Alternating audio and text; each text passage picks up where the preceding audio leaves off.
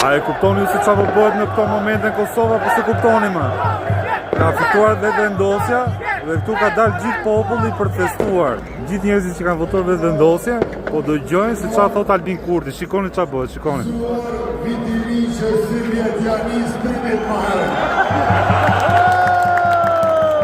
Ka shumë njerëz me telefona në duar.